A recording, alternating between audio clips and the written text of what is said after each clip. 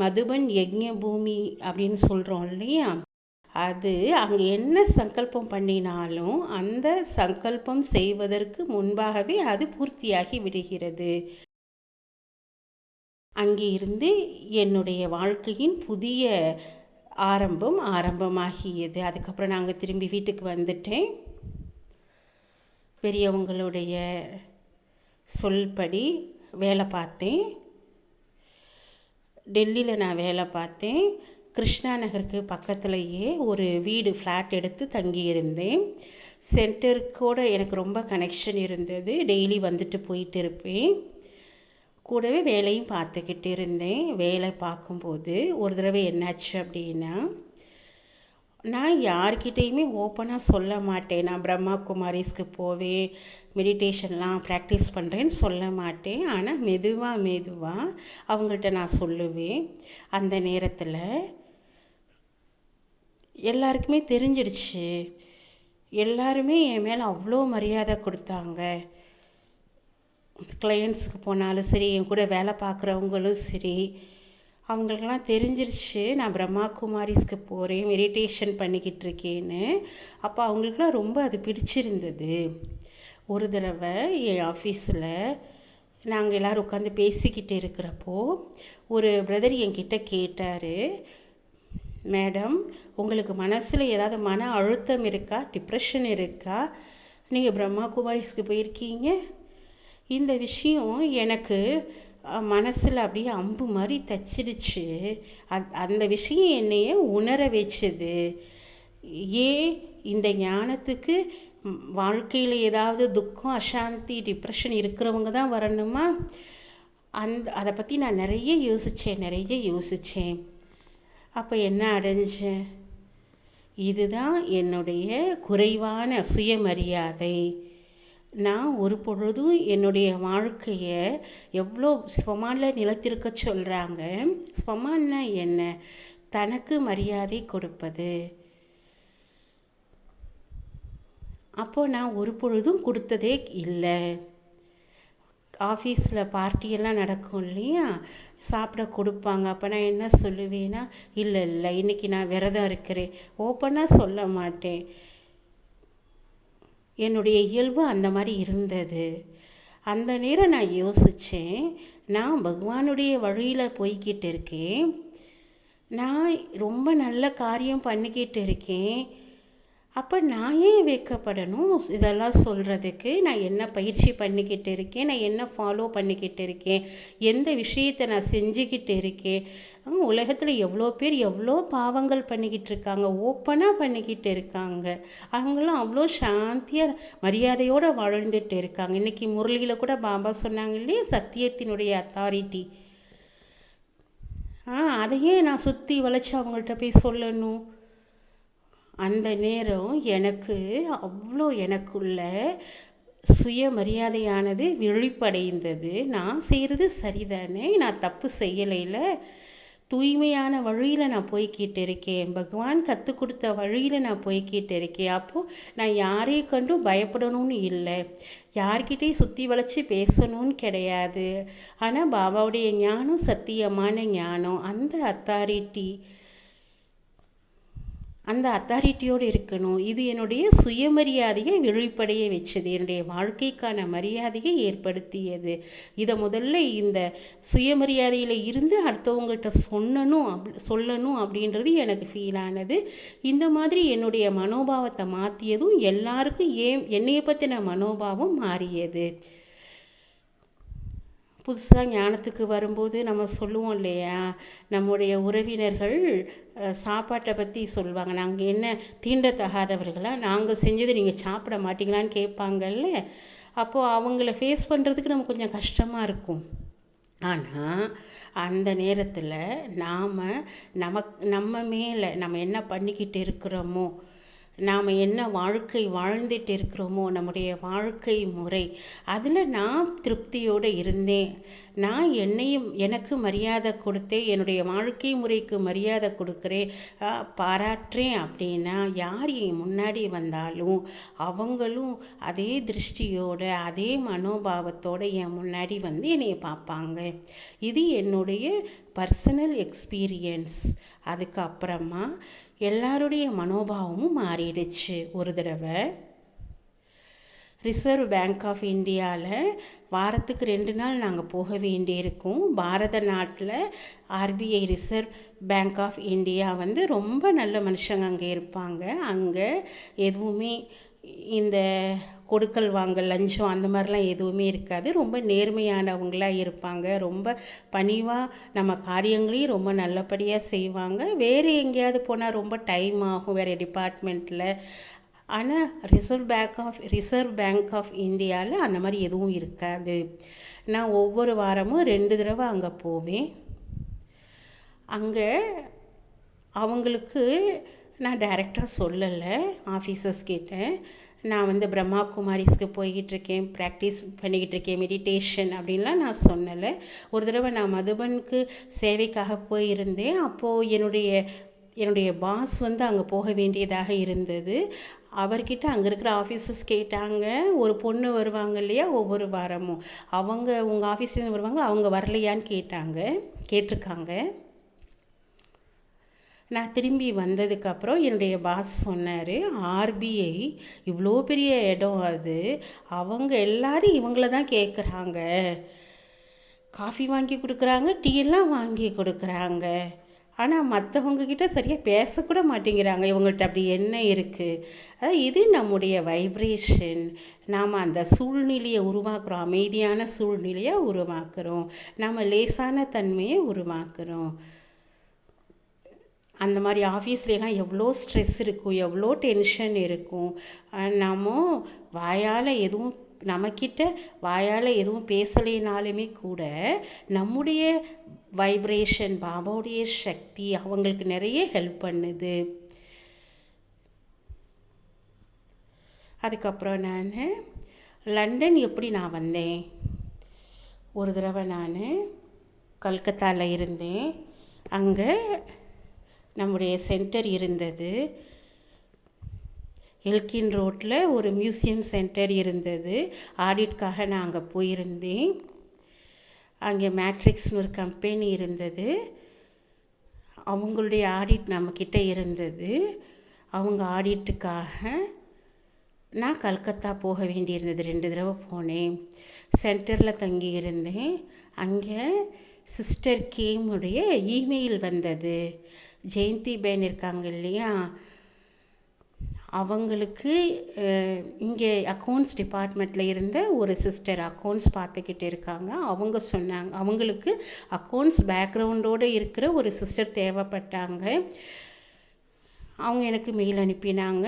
அப்புறம் நான் ஜெயந்தி பேனை சந்திக்கிறதுக்காக மதுபன் போனேன். எங்கள் அப்பா என் கூட வந்தாங்க. முதல்ல எங்கள் அப்பா அதுக்கு எனக்கு தடை தான் பண்ணினாங்க. இங்கேனா சரி, எல்லோரும் இங்கே தான் இருக்கோம், அங்கே போய் என்ன பண்ணுவாங்க இவங்க அப்படின்னுட்டு. ஏன்னா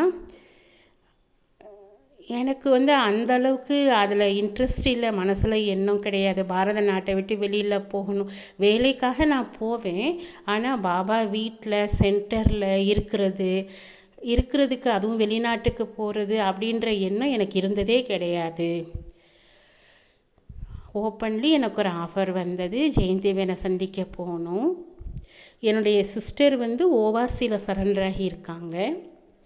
அவங்களுக்கு தெரிஞ்சப்போ அவங்க எங்கள் அப்பாவுக்கு புரிய வச்சாங்க, இது ஒரு பொன்னான வாய்ப்பு, நீங்கள் ஏன் இதுக்கு தடை சொல்கிறீங்க, அது மினி மதுபன், அது தாதி ஜான்கியோடைய இடம், அது இந்த மாதிரி அவங்கள கன்வின்ஸ் பண்ணினாங்க. அப்புறம் நாங்கள் ஜெயந்தி தீதியை பார்க்குறதுக்காக வந்தோம். அந்த நேரம் எனக்கு பாஸ்போர்ட்டு கிடையாது. இது எனக்கு பாஸ்போர்ட் எடுக்கிறதுக்கு எனக்கு 1 வருஷம் ஆச்சு. நாடகப்படி நான் அவ்வளோ அதில் எந்த விதமான முயற்சியும் செய்யலை. ஏன்னா எனக்கு சங்கல்பம் இல்லை இல்லையா, அதனால் எது நடந்தாலும் ஓகே அப்படின்னு தான் நான் இருந்தேன். நான் வந்து ரொம்பவும் போகணுன்ற ஆர்வத்துலலாம் இல்லைல்ல. ஒரு வருஷத்தில் இங்கே எந்த ஒரு சிஸ்டரும் வரல அக்கௌண்ட்ஸ் பார்க்க. நான் இதை திரும்பி பார்க்கும்போது ஏன் பாபா என்னைய சிஏ படிக்க வச்சாங்க? முதல்ல மதுபனில் தான் நான் சேவா பண்ணேன். அதுக்கப்புறம் கொஞ்ச நாள் சேவா பண்ணேன், லௌகிக் வேலை பார்த்தேன், அது எக்ஸ்பீரியன்ஸ்க்காக. அப்புறம் பாபா என்னை இங்கே கொண்டு வந்து இருக்க வச்சுட்டாங்க. அவ்வளோ பாதுகாப்பான ஒரு இடம்.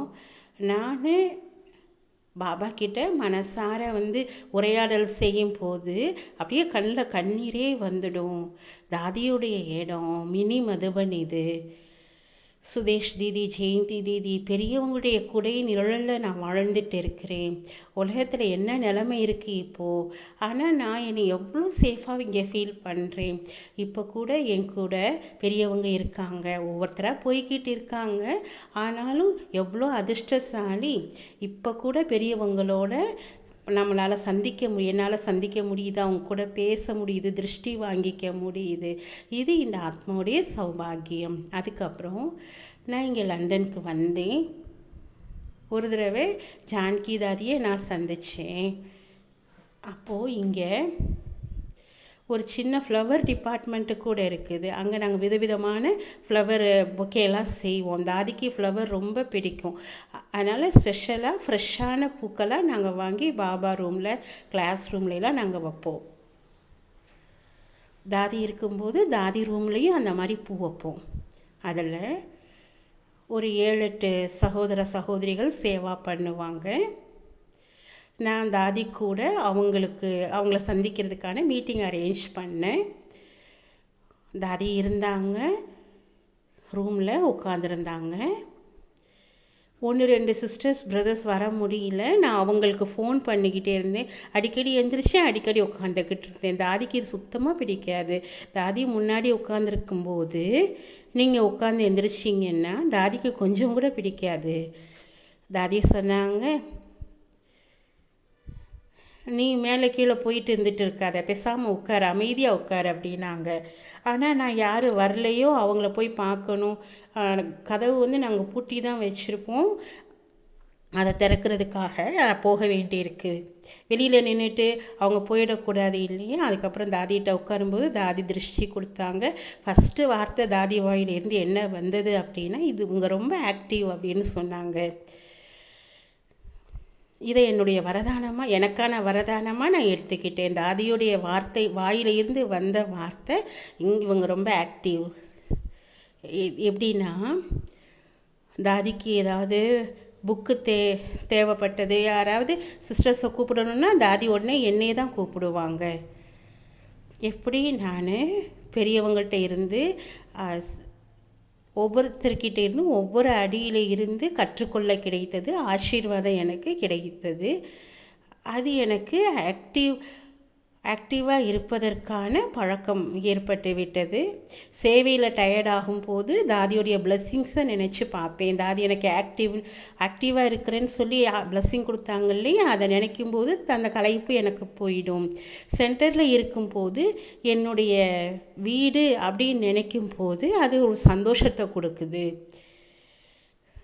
களைப்படைஞ்சு சேவா பண்ணலை, தன்னுடைய வீடு நினச்சி நம்ம சேவா பண்ணுறோம். அப்போ எவ்வளோ டயர்டாக இருந்தாலும் அந்த குஷி நமக்கு கிடச்சிடும். இந்த அனுபவமும் எனக்கு இங்கே கிடச்சிருக்குது. அப்புறம் ஜெயந்தி தீதி கூட நான் பல தடவை வெளியே போயிருக்கேன். ஒரு தடவை ஸ்காட்லாண்டுக்கு போனேன் தீதி கூட சேர்ந்து. அங்கே நமக்கு 3 இடங்கள் இருக்குது. கிளாஸ், எட்டிங்பர்க், 3 இடத்துல இருந்தது. நான் தீதி கூட அங்கே இருப்பேன். அவங்க கூட நிறைய எனக்கு கற்றுக்க கிடச்சிது. அவங்க கூட இருக்கும்போது, எட்டிங்பர்க்கில் இருக்கும்போது ஜெயந்தி தீதிக்கு ஒரு ரூம் இருக்கும்.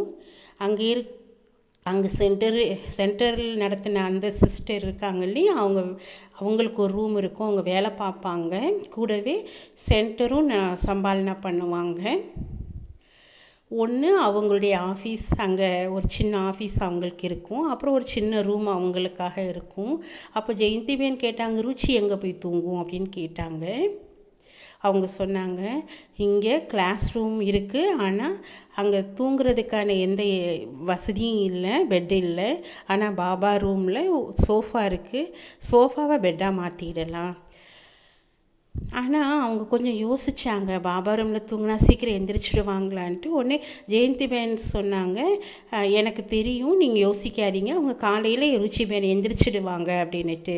அப்போ பெரியவங்களுடைய வாயில் இருந்து இந்த வார்த்தையை கேட்குறது அப்படின்றது, அவங்க நம்மகிட்ட ஒன்றும் கேட்கல. எத்தனை மணிக்கு எந்திரிப்ப, என்ன செய்வேன், ரெஜிஸ்டரில் இங்கே இருக்குது, அதில் பார்க்கலாம், எழுந்துச்சியா இல்லையா அப்படின்லாம் எதுவுமே கேட்கல.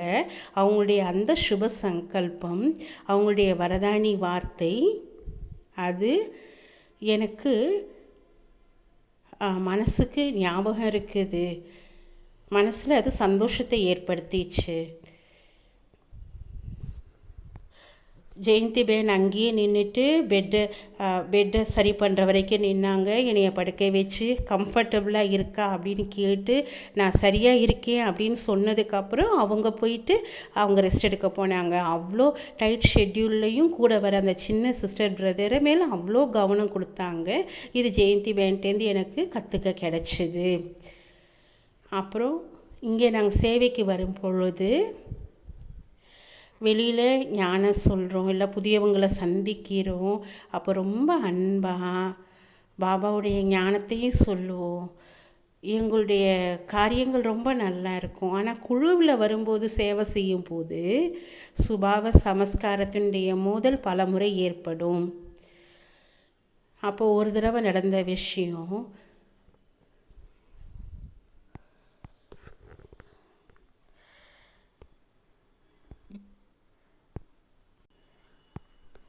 ஜெயந்தி தி கூட சேர்ந்து நான் பல தடவை அவங்க கூட சேர்ந்து வெளியிலலாம் போவேன். ஒரு தடவை ஸ்காட்லாந்து போயிருந்தேன் தீதி கூட சேர்ந்து. அங்கே நமக்கு 3 இடத்துல கிளாஸ் நடக்கும். கிளாஸ்கோ, எபர்டீன் அண்ட் எட்டின்பர்க் 3 ஊரில் இருக்கும். தீதி கூட சேர்ந்து எட்டின்பர்க் ஒரு தடவை போனேன். அவங்க கூட இருக்கும்போது நிறைய கற்றுக்க முடிய விஷயங்கள் நிறைய இருந்தது. அது மாதிரி அங்கே ஒரு சிஸ்டர் சென்டர் நடத்திக்கிட்டு இருந்தாங்க. அவங்க வேலை பார்த்தாங்க. வெளிநாட்டில் இதுதான் வேலையும் பார்க்கணும், கூடவே சென்டரும் பார்த்துக்கணும். ஒன்று அவங்களுடைய ஆஃபீஸ் இருந்தது, ஒரு சின்ன ரூம் இருக்கும். அப்புறம் அந்த சிஸ்டருக்கு ஒரு ரூம் இருக்கும். அப்புறம் ஜெயந்திபேனுக்கு ஒரு ரூம் இருக்கும். அப்போ ஜெயந்தி தீதி கேட்டாங்க, ருச்சி எங்கே தங்குவாங்க, எங்கே தூங்குவாங்கன்னு கேட்டாங்க. அப்போ அவங்க சொன்னாங்க, இங்கே கிளாஸ் ரூம் இருக்குது, ஆனால் அங்கே தூங்குறதுக்கான வசதி பெட்டு இதெல்லாம் எதுவும் கிடையாது. ஆனால் பாபா ரூமில் அங்கே ஒரு சோஃபா இருக்குது, அதை பெட்டாக்கிடலாம். ஆனால் கொஞ்சம் அவங்க தயங்குனாங்க, பாபா ரூமில் தூங்கினா சீக்கிரம் எந்திரிச்சிடுவாங்களான்ட்டு. அப்போ ஜெயந்தி தீதி சொன்னாங்க, ஓகே, எனக்கு தெரியும், ருச்சி காலையில் அமிர்த வேலைக்கு முன்னாடியே எந்திரிச்சிடுவாங்கன்னு சொன்னாங்க.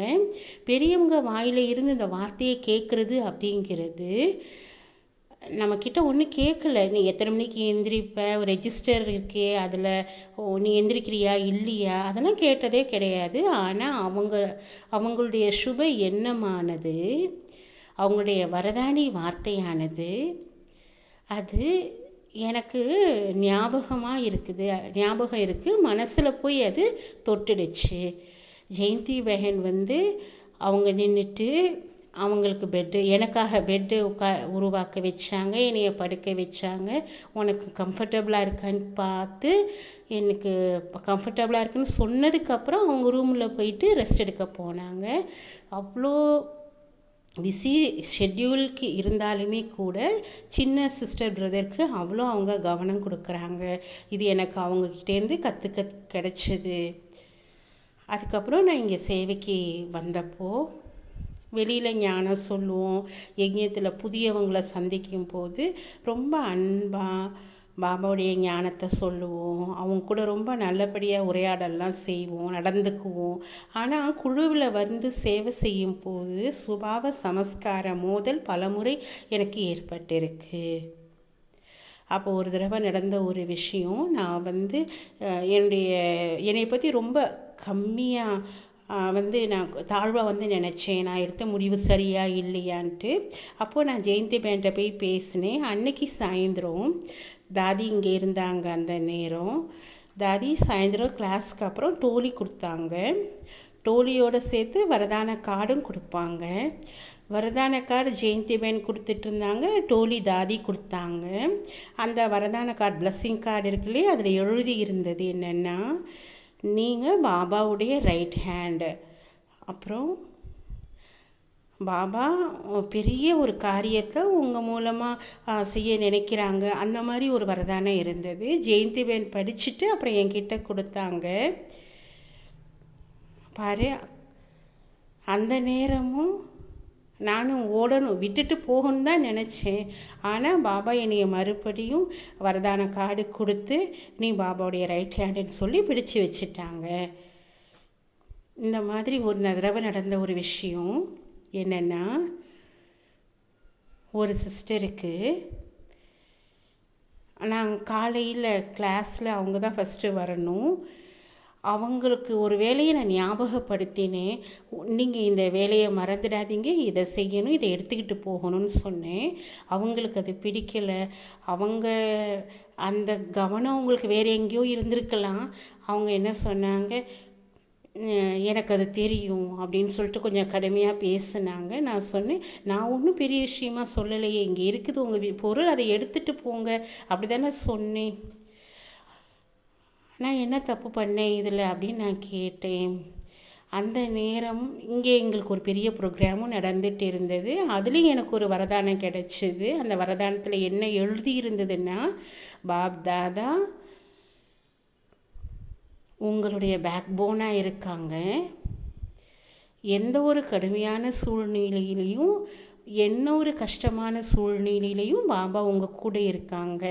கடைசி லைன் என்ன இருந்ததுன்னா, நீங்கள் பாபாவுடைய லெட்டர் பார்த்துருப்பீங்க இல்லையா, பிரம்மா பாபா ஃபோட்டோ இருக்கும், நீளமாக ஒரு லெட்டர் இருக்கும்ல, அதில் கீழே எழுதப்பட்டிருந்தது, பாபா நீங்கள் வச்சுருக்க அன்பை விட அதிகமான அன்பு உங்கள் மேலே வச்சுருக்காங்க அப்படின்னு சொல்லியிருந்தது. அப்போது என் கண்லேருந்து கண்ணீரே வந்துடுச்சு. பாபா என்னுடைய ஒவ்வொரு எண்ணமும் உடனே பாபா ஃபிக்ஸ் பண்ணிடுறாங்க. சின்ன விஷயம் வந்தாலுமே கூட பாபா அதை உடனே பூர்த்தி பண்ணுறாங்க. பாபா என் மேலே அவ்வளோ அன்பு வச்சுருக்காங்க. நீங்கள் எவ்வளோ அன்பு வச்சுருக்கீங்களோ அதை விட பல மடங்கு அதிகமாக அன்பு வச்சுருக்காங்க. இந்த அனுபவத்தை பற்றி நான் நினைக்கும் போது என்னுடைய பாக்கியத்து மேலே அப்படி ஒரு போதை வருது. பாபா எவ்வளோ அன்பு என் மேலே வச்சுருக்காங்க. ஒவ்வொரு அடியிலையும் பாபா எனக்கு கூடவே இருக்காங்க, பாதுகாப்பு செய்கிறாங்க, எப்போவுமே பாதுகாக்க தயாராக இருக்காங்க. அப்போ நான் என்ன செய்யணும்? என்னுடைய தாரணை அதில் மட்டும் நடந்துக்கிட்டு இருந்தால், ஸ்ரீமத் படி நடந்துக்கிட்டு இருந்தால் மட்டும் போதும். என்னுடைய தாரணையில் குறை, பலகீனங்கள், சோம்பல், அலட்சியம் இருக்கக்கூடாது. பாபா பூர்த்தி செய்யாத விஷயன்றது எதுவுமே கிடையாது. ஒரு தடவை இந்த மாதிரி லண்டனில் என்ன நடக்கும் அப்படின்னா, ஒரே டிபார்ட்மெண்ட்டில் நீங்கள் இருக்க முடியாது. ஒவ்வொரு டிபார்ட்மெண்ட்லேயும் நீங்கள் சேவா பண்ணணும். ரிசப்ஷனாக இருந்தாலும் சரி, சமையல் டியூட்டியாக இருந்தாலும் சரி, இல்லை சர்விங் பண்ண வேண்டிய சேவையானாலும் சரி, என்ன சேவையானாலும் சரி, பாத்திரம் தேய்க்கிறது, எதுனாலும் ஒவ்வொரு சேவையும் நம்ம செய்யணும். ஒரு தடவை எனக்கு ஒவ்வொரு சனிக்கிழமையும் பாத்திரம் கழுவுற சேவாக இருக்கும். மத்தியானம் லஞ்சுக்கு அப்புறமா பெரிய பெரிய பாத்திரங்கள் இருக்கும், அதையெல்லாம் க்ளீன் பண்ண வேண்டிய சேவா எனக்கு. அதுக்கு முன்னாடி வெள்ளிக்கிழமை அன்னைக்கு ராத்திரி தூங்கும்போது எனக்கு ஒரு சங்கல்பம் வந்தது. நாளைக்கு எனக்கு பாத்திரம் தேய்க்கிற டியூட்டி, நான் க்ளவுஸ் போட்டுக்கிட்டு போய் பாத்திரம் தேய்க்கணும். நான் இந்த மாதிரி தாட் இது முன்னாடி எனக்கு வந்ததே கிடையாது. மற்றவங்க க்ளவுஸ் போட்டுக்கிட்டு சேவா செய்வாங்க. இங்கேலாம் இந்த இங்கிலீஷ்காரங்க பிரதர்ஸ் எல்லாருமே கையில் அந்த க்ளவுஸ் போட்டுக்கிட்டு தான் பாத்திரம் தேய்ப்பாங்க. ஏன்னா அந்த கெமிக்கல் சோப்பு லிக்விடு அந்த பாத்திரம் தேய்க்கிறதுக்கு பயன்படுத்துகிறோம் அந்த கெமிக்கல் கையை கெடுத்துடக்கூடாதுக்கு அப்படின்னுட்டு பாதிச்சிடக்கூடாது அப்படின்னு சொல்லிட்டு. அப்போ எனக்கு என்ன தோணும்னா, இது என்னது, எவ்வளோ தான் இந்த பாத்திரம் தேய்க்கிறதுக்குள்ளே கை வீணாக போயிடுமா என்ன அப்படின்னு எனக்கு தோணும். அது அவ்வளோ ஈஸி இல்லை. பெரிய பெரிய ரப்பர் க்ளவுஸ் போட்டுக்கிட்டு பாத்திரத்தை க்ளீன் பண்ண முடியாது. ஏன்னா அது நமக்கு பழக்கம் கிடையாது. ஆனால் அந்த நேரம் எனக்கு சங்கல்பம் வந்தது நைட்டு. அப்புறம் நான் தூங்கிட்டேன்.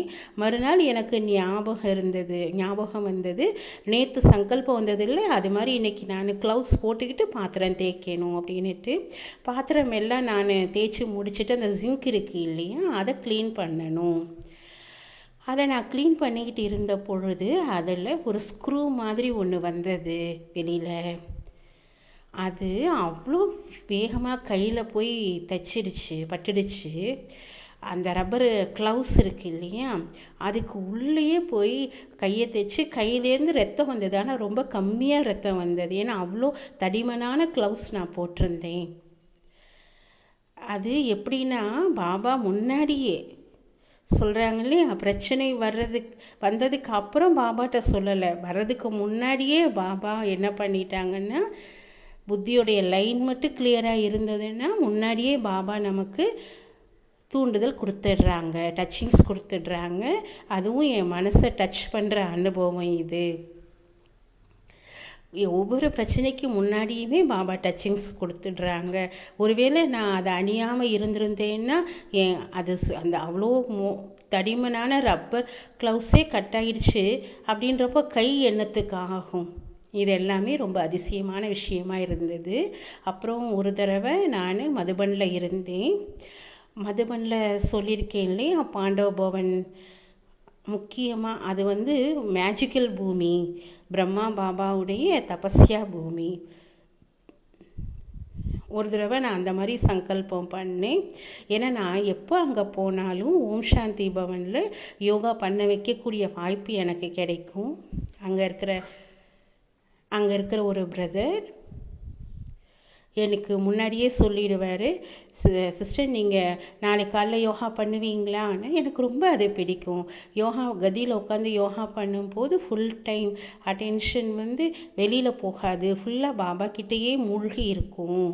ஆடிட்டோரியத்தில் உட்காந்து பண்ணும்போது கூட கொஞ்சம் வெளியில் போகும். ஆனால் ஸ்டேஜில் உட்காந்து யோகா பண்ணும்போது பாபா கிட்ட அப்படியே ரொம்ப பவர்ஃபுல்லாக, ரொம்ப மூழ்கிட முடியும், பவர்ஃபுல்லாக இருக்கும். அப்போ நான் அங்கேருந்து கிளம்ப வேண்டிய நேரம் நெருங்கிடுச்சு. ஆனாலும் அந்த பிரதர் என்னை ஒன்றா கேட்கவே இல்லை. நார்மலாக அவர் 2 தடவை 3 தடவை கேட்டுடுவார். இப்போ ஆனால் கேட்கவே இல்லை. அப்புறம் சாயந்தரம் நான் கீழே சாந்திவனுக்கு வந்துட்டோம். சாந்திவனில் யோகா பண்ணுறதுக்காக நான் போனேன் கான்ஃபரன்ஸ் ஹாலுக்கு. கான்ஃபரன்ஸ் ஹாலில் ஜான்கி தாதிஜி கிளாஸ் பண்ணிக்கிட்டு இருந்தாங்க ஒரு நாள். அங்கே நான் போனப்போ அங்கே எல்லாருமே உட்காந்துருந்தாங்க. கத்தியும் இருக்குது, சோஃபாலேயும் நிறைய பேர் உட்காந்துருந்தாங்க. ஸ்டேஜில் 6-7 பேர் உட்காருவாங்க. ஒரே ஒரு சீட்டு மட்டும் காலியாக இருந்தது. அங்கே ஒரு சிஸ்டர் என்கிட்ட சொன்னாங்க, நீங்கள் போய் அங்கே உட்காந்து யோகா பண்ணுங்க அப்படின்னாங்க. அந்த காலையில் நான் இந்த சங்கல்பம் பண்ணினேன், என்னை அந்த பிரதர்ஸ் யோகா பண்ண கூப்பிடலையே அப்படின்னுட்டு. ஆனால் சாயந்தரமே இங்கே கான்ஃபரன்ஸ் ஹாலில் நான் லேட்டாக தான் போய் சேர்ந்தேன். முன்னாடியே எல்லோரும் போய் உட்காந்துட்டாங்க. ஒரு சீட்டு பாபா எனக்காக காலியாக வச்சுருந்துருக்குறாங்க. நம்முடைய சங்கல்பத்தை சங்கல்பம் வர்றதுக்கு முன்னாடியே பாபா அதை பூர்த்தி செஞ்சிடுறாங்க. இது என்னுடைய அனுபவம். இது என்னுடைய ரொம்ப நல்ல சுப எண்ணம், சேவைக்கான எண்ணம். எந்த ஒரு நல்ல எண்ணத்தையும் பலனற்றதாக ஆகாது. பாபா பூர்த்தி பண்ணாமல் இருக்க மாட்டாங்க. இதுவும் கூட பாபா குழந்தைகளாகிய நமக்கு வரதானம்னு சொன்னாலும் சரி, இல்லை ஆசீர்வாதம்னு சொன்னாலும் சரி, பாபா கருணை காட்ட மாட்டாங்க. ஆனால் நான் நினைக்கிறேன் பாபா பண்ணுறாங்க அப்படின்னுட்டு. உண்மையான மனசோட எதை நம்ம பாபாட்ட சொன்னாலும் பாபா நமக்கு அதை ஆசீர்வாதமாக கொடுக்குறாங்க. அப்புறம் இங்கே லாக்டவுனில் இருக்கிறோம். லாக்டவுன் நேரத்தில் ஜெயந்தி தீதி மதுபனில் இருந்தாங்க, உங்களுக்கு தெரிஞ்சிருக்கும். இங்கே குளோபல் கோஆப்ரேஷன் ஹவுஸ், ரொம்ப பெரிய வீடு. இங்கே எல்லாமே க்ளோஸ்டு தான், எல்லாருமே தனித்தனி பவனில் வீடுகளில் இருப்பாங்க. அந்த நேரம் கொஞ்சம் சகோதர சகோதரிகள் ஒவ்வொரு டிபார்ட்மெண்ட்லேயும் ஒவ்வொரு சகோதர சகோதரியை குளோபல் ஹவுஸில் வச்சாங்க. மற்றபடி மற்றவங்க எல்லாருமே அவங்கவுங்க பவனில் இருந்தாங்க. ஃபுல்லாகவே லாக்டு, ஆன்லைன் கிளாஸ் மட்டும்தான் நடந்தது. அப்போ எனக்கு என்ன சொன்னாங்கன்னா, அக்கௌண்ட்ஸ் சேவை இருந்தது இல்லையா, ஒவ்வொரு கிச்சனில் வந்து சேவா பண்ணுறவங்க அங்கே பண்ணாங்க. அக்கௌண்ட்ஸு, ஐடி, ஆன்லைன் கிளாஸஸ்லாம் ஐடி மூலமாக தான் நடக்குது. அதில் என் பேரையும் செலக்ட் பண்ணினாங்க குளோபல் ஹவுஸில். 2 மாதம் நான் இங்கே தங்கியிருந்தேன் லாக்டவுன் நேரத்தில். அங்கே அவ்வளோ நல்ல மெடிடேஷனில் பாபா ஒரு நாள் அனுபவம் பண்ண வச்சாங்க. பாபா அப்புறம் அட்வான்ஸ் பார்ட்டியில் உள்ள தாதிகள் எல்லாருமே, ஜானகி தாதி, அந்த நேரம் ஜானகி தாதி அப்போ நம்ம கூட இல்லை, ஃபரிஷ்தா ரூபத்தில் தான் இருந்தாங்க. தாதிஜி, தீதி, மம்மா எல்லாருமே அவங்க என்னை அப்படியே கூட்டிக்கிட்டே போகிறாங்க, முழு உலகத்தையும் சுத்த வைக்கிறாங்க. ஒரு வார்த்தை வந்தது, பிரகாஷ தீபம் என்று. பாபாவுடைய குழந்தைகளுடைய வீடு சென்டரில் மட்டும் இல்லை, பாபா குழந்தைங்களுடைய வீடு, எல்லார் வீடும், அவங்க எல்லாருடைய வீடும் அப்படியே பிரகாசமான தீபமாக ஆகிவிட்டது, லைட் ஹவுஸாக ஆகிவிட்டது. அவங்களுடைய கனெக்ஷனில் வரக்கூடிய ஆத்மாக்கள் அனைவரும் அவங்கக்கிட்ட இருந்து ஏதாவது அவங்களுக்கு கிடச்சிக்கிட்டே இருக்குது. இந்த அனுபவம் நான் பண்ணிக்கிட்டு இருந்தேன். அங்கே என் முன்னாடி ஒரு சிஸ்டர் உட்காந்துருந்தாங்க, மொரைன் சிஸ்டர், உங்களுக்கு தெரியும். அவங்க தான் ப்ரோக்ராம் டைரக்டர் இங்கே. அவங்க என்னுடைய யோகம் பூர்த்தியான பிறகு என்கிட்ட சொன்னாங்க, உனக்கு வந்து ஒரு நல்ல அனுபவம் கிடைச்சது இல்லையா? நல்ல அனுபவம் கிடைச்சது. ஆமாம் அப்படின்னு நான் சொன்னேன். உங்களுக்கு எப்படி தெரியும்? எனக்கு அப்படி தோணுச்சு, ஏதோ உனக்கு நடந்துட்டுருக்குன்னு சொல்லிட்டு. அவங்க எனக்குன்னு இல்லை, பாபாவுடைய குழந்தைங்க ஒவ்வொருத்தருக்கும், உலகத்தினுடைய ஒவ்வொரு மூலையிலையும் இருக்கிறவங்களுக்கு இப்போ இருக்கிற நேரமானது, உலகத்தில் உள்ள ஆத்மாக்கள் அலைந்து கொண்டிருக்கிறார்கள். ஆனால் நாமெல்லாம் எவ்வளோ பாக்கியசாலிகள், பாபாவுடைய ஞானம் நம்ம கூட இருக்குது, பாபா நம்ம கூட இருக்காங்க. ஆனால் அவங்களுக்கு நாம் எப்படி சுகம் அமைதியினுடைய பரிசு கொடுப்பது? இது வந்து சூக்ஷ்ம வைப்ரேஷனால் மட்டுமே நடக்கும். இங்கே முக்கியமாக வெளிநாடுகளில் என்ன சகோதர சகோதரிகள் இருக்கிறவங்க எல்லாருமே சமர்ப்பண வாழ்க்கை தான் வாழ்ந்துட்டு இருக்காங்க. ஒவ்வொருத்தங்க வீட்டுக்கு போனாலும் ஒரு டிஃப்ரென்ஸே இருக்காது. இவங்க பாபா வீட்டில் இருக்கிறவங்களா, சென்டரில் இருக்கிறவங்களா, இல்லை கிரகஸ்தத்தில் இருக்கிறவங்களா அப்படின்னு டிஃப்ரென்ஸே கண்டுபிடிக்க முடியாது. ஜானகி தாதி அவ்வளோ நல்ல ட்ரைனிங் கொடுத்துருக்காங்க. பாபாவுடைய குழந்தைங்க ஒவ்வொருத்தருமே சமர்ப்பணமானவங்க, சமர்ப்பண புத்தியோடு இருக்கிறவங்க. அதனால் மிகுந்த மிகுந்த நன்றி உங்கள் அனைவருக்கும்.